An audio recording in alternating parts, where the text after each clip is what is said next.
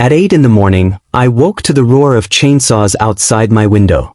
3 men in matching polos hacked through our 40-year-old fence like it was junk.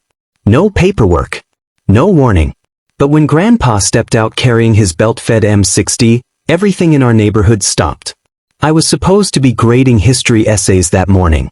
Instead, I was staring out the window at strangers dismantling the gate my grandfather had built in 1983. The chainsaw screamed, wood chips flew, and our once solid entrance collapsed like it had been waiting to fall for years. I rushed outside in yesterday's coffee-stained shirt, shouting over the noise. "Stop! Where's your paperwork? Show me the violation notice." The man with the clipboard smirked, barely glancing at me. "We don't need paperwork for community enforcement," he said, as if those words carried the weight of law. That's when I noticed their shirts, HOA Petrol. No badges. No ID numbers. Just embroidery that could have come from any strip mall. "Safety violation," the clipboard man announced, gesturing at our perfectly sturdy fence.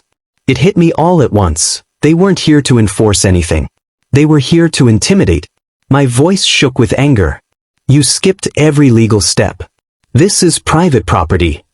The chainsaw operator cut through the last beam, and our family's gate crashed to the ground. 40 years of history destroyed in minutes. And that's when Grandpa appeared.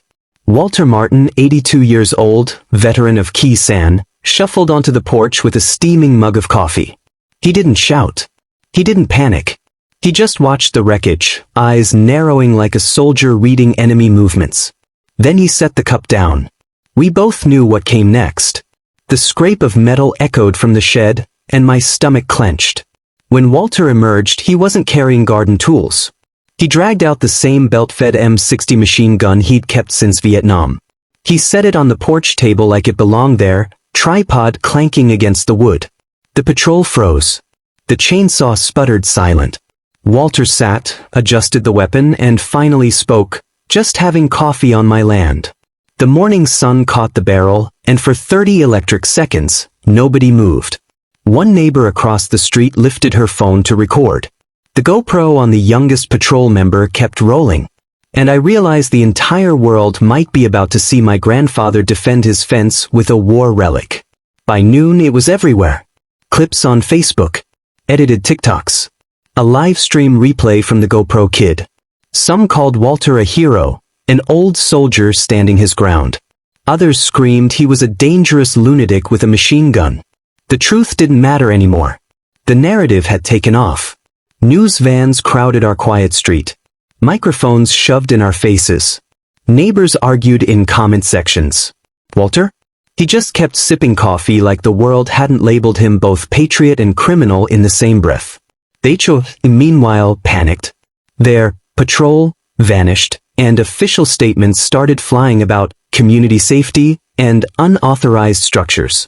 But their arrogance had cracked. For the first time, people questioned who these men really were.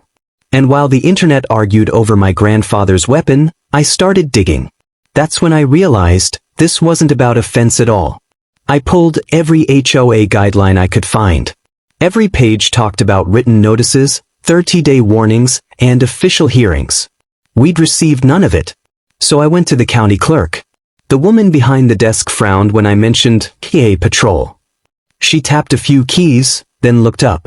"There's no licensed security by that name. Not in this county. Not anywhere. Fake authority."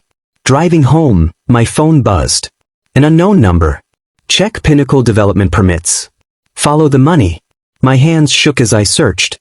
And there it was, blueprints for something called the Sunset Ridge Project.